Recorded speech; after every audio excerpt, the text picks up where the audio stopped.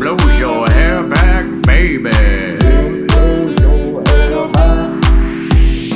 What blows your hair? Whatever blows your hair back, studio.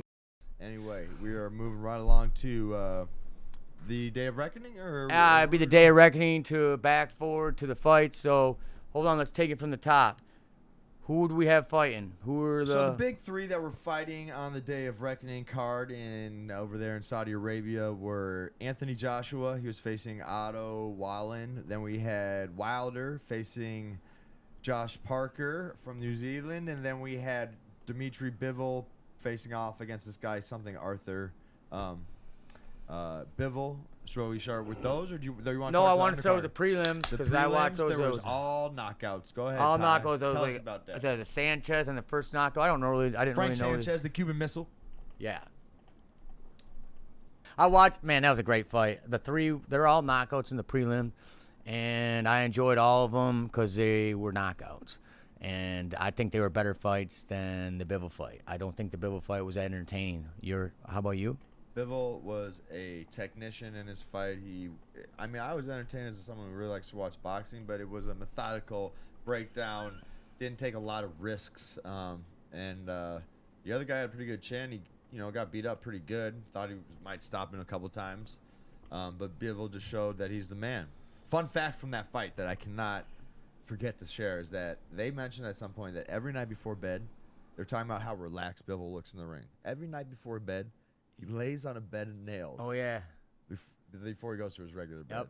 I don't know if I heard know that for too. how long. I think I heard that from They you. said if you tense up at all, it pierces the skin. But that's like how he learns to manage his emotion and be so relaxed and look that way in the ring, and as well. So that was amazing. I mean, the follow up for that fight is that if he fights Arthur Bitterby for undisputed, that would be a really, really great fight. Well, that's where he has to go. He's got two weight class options though. I mean, some people are saying maybe fight Canelo again. This is the guy that beat Canelo. If you're not sure, we're talking about Dimitri Bivol. But I hope he fights Arthur Bitterby. But he needs to beat this guy Caleb Smith here in January for that fight to happen too. So Bitterby is due to fight in about a month from today. What did you think about Dante and just his? Deontay and Mr. New Zealand. Yeah, just like not being able to just rack it off like he usually with those long arms. And then I seen some memes about like how he doesn't have any legs. Oh I mean, I have skinny legs. I have some skinny legs. But man, I tuned in on this man's legs and it does look fake. Even in the real fight. So first because of he was all, wobbling during the fight. His legs were wobbling. He's 6'7", so he's a very tall man. I'm not hating on the man. Weighed in at 217. He's got small legs. But I noticed that too. Once it got also, set. he was known for having one of the deadliest punches in boxing. 38 win knockout streak before that Tyson Fury trilogy where he lost his belts. He's 38 on the comeback fight. But he was dancing around the ring. He was running. I've never seen him fight like that. He usually comes forward and hurls punches. Sorry. Go ahead. But usually when you see someone running around the ring, it's because they don't got anything left up top. Their moves are made, and there's no more ammunition. Yeah, he was just circling and but searching he wasn't for even answers. throwing that whipping bomb that is so. What happened is his arms are so long. And he throws wide, and Homeboy was just getting up right in the middle of him, just giving him to the Yeah, he was coming inside. in kind of, tight behind it, taking like a shot off his guard and then laying a good couple shots. It was a great performance by Parker from New Zealand. And no one even really knew Parker, and he stayed pretty centered going in there, too. He didn't get overconfident. I noticed he was still feeling like he was a humble man. Yeah. Very humble warrior. He was feeling like he was like, man, I'm really in here doing this. I think he was surprising the shit out of himself. Yeah, I mean, From what I've seen. He really did a good job. I think he even put Wilder down. I think Wilder hit the canvas one time. Yeah, I thought he got a tactical knockout, so. but then I watched it wasn't. But man, he was getting racked around. I don't know what round it was, but Wilder he was literally saved by the bell. Wilder threw no offense. I mean, they say Wilder. He started late in life. He played college football, dropped out of that, and then eventually became world champ. But he was a one-trick pony. All he had is that huge power. He won a lot, and now just no longer able to do it since that Fury thing. Yeah, Mr. Wilder. And moving on to Joshua. Did we already talk on Joshua? No, Anthony Joshua and Otto Wallen was the main event or the co-main event. I spoke, a little earlier. I wasn't surprised with that one. Okay. I thought Joshua looked good, moved good, and his opponent just didn't look in the best of the shape, and just could have looked like maybe could have been more athletic. He definitely looked sluggish. You're right. Otto Wallen looked a little sluggish. Joshua, but it was a good, strong. And he got comeback hit fight. so hard his eye got fucked up real early. Yeah. Like he was landing some hard. There was some hard through that whole night. There was hard right hands all the way from the prelims all the way through. There was hard hitters. Yeah. I'll give the whole night was full of hard Big hits. hitting hard. Big yeah. hit, except for the I think it's actually Beevil, not Bivol. It's Beevil, I believe. Evil, Bivol. That's how they were pronouncing it. Anyways, that was one of them. I didn't see a lot of hard hits in that one. Like I said, it was more chess game. I mean, there were some good shots landing. The one So- guy had a good chin. Since we talked about what happened, now let's talk about what's going to happen going forward with Wilder and who he's going to fight. Wilder, I don't think anyone's really concerned with it. I think he might even retire. And in some of his post-fight comments, he mentioned, talking about how he's been good with his money, stuff that kind of sounded like he didn't have the fire anymore. So he might be done. He's 38. He's a little bit older, and he's already had a belt, won a lot with it.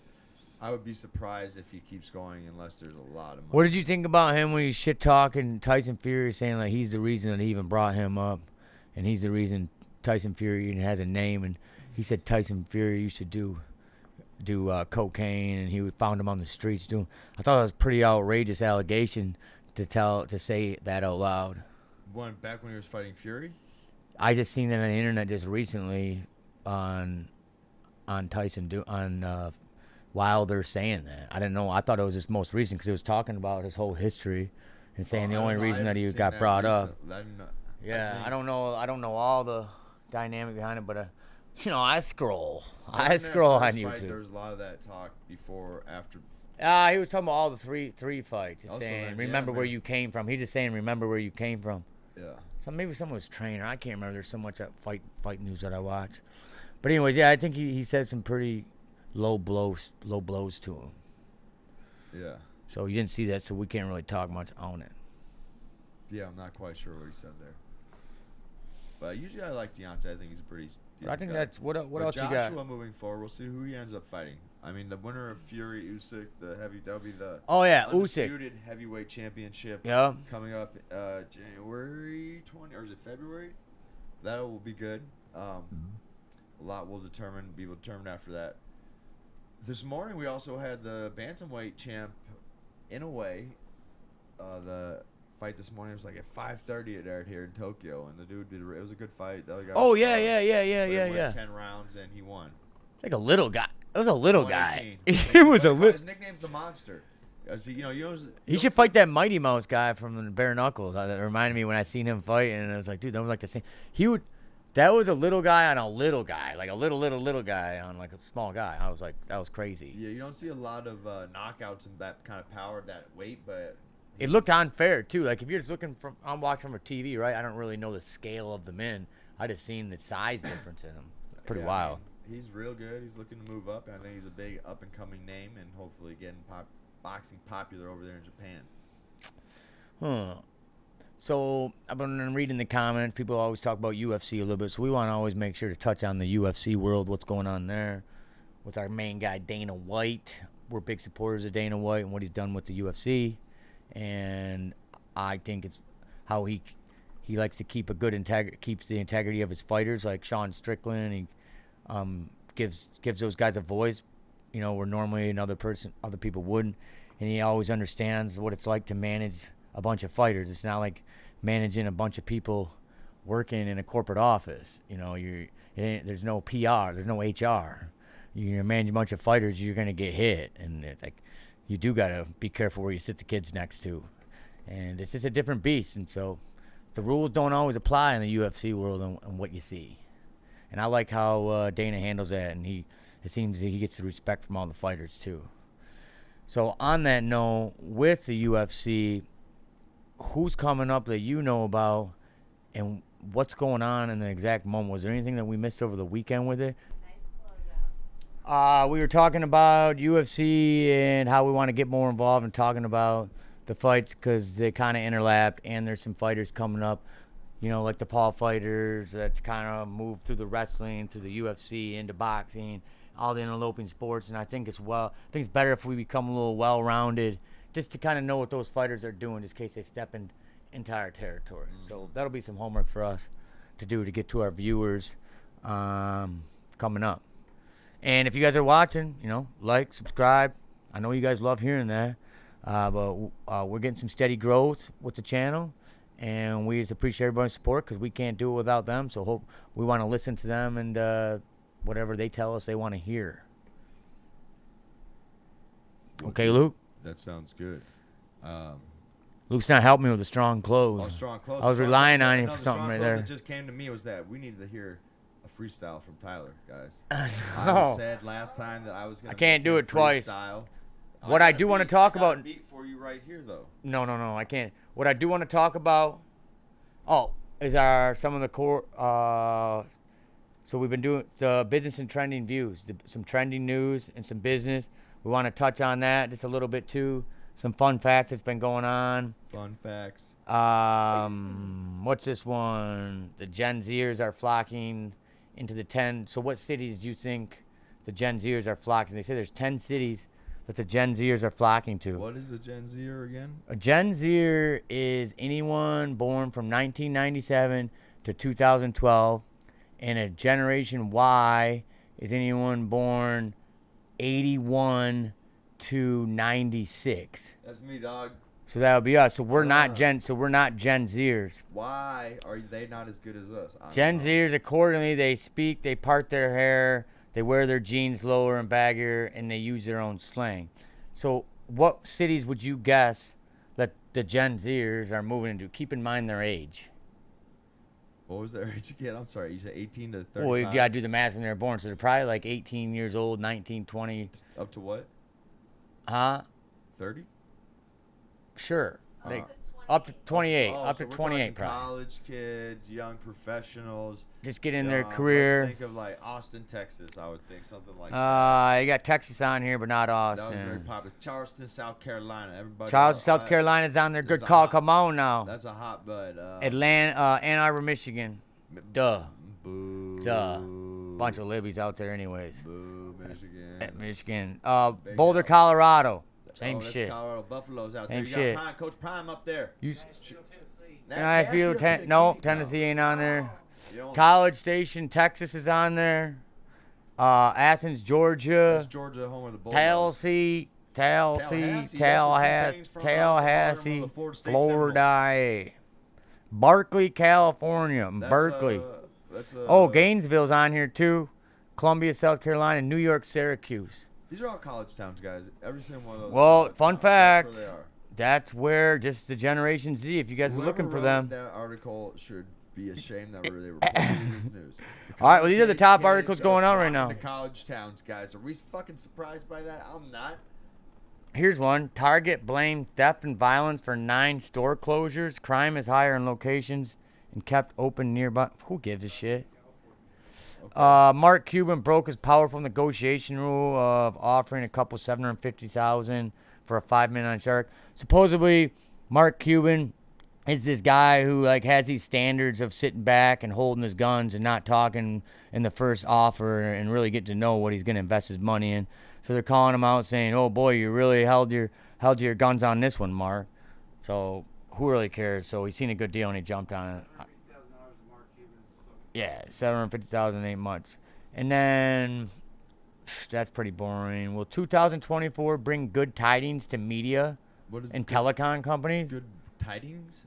Will 2004 do? Yeah. 2024? 2024 good for the telecom companies coming up. Is it ever bad for them? I think we don't. I think that's out of our business realm. We're talking about boxing. We went a little Yeah, too I far don't really know business, much and we about lost that. Luke. Yeah. But I'm a business guy, and I think the 2024 does have good tidings coming for that. It's got to get better than 2023. Any businessman operating in 2023 has butthole been puckered the whole fucking time, taking short breaths. So I know that. I know something better Tell us how happen. you really feel, champ. Something better has to happen in 2024. You're going to see some real strong businessmen be closing their doors and acting a fool. you're gonna see some people really be coming out of what you think they're these masterminds and they got it together. Their shit's gonna fall apart and it's gonna be exposed. Oh. It's happening with the lower income right now. You're seeing those guys kind of running crazy, especially with my hometown being around that kind of populace. So it's going to hit higher income brackets, and as it does, that's when you're going to hear more fraud stories. So stand by. Hopefully we don't hear any more, and they just keep bailing us out, and we just keep those dirty, nasty secrets hidden. Anyhow, that's all what we got for the current issues, for our boxing media for the week, for everything at the podcast studio here at Whatever Blows Your Hair Back Studio. Tune in next week for all the fights going down next week, this weekend that we're going to chime in for, and me and Luke will have the best intel for you. And we're going to tune out of here, and we're going to go have ourselves some good peach pie and some venison sticks, some pickles from my hometown family, grandmother, and friends. And that's seeing you out here at Whatever Blows Your Hair Back Studio.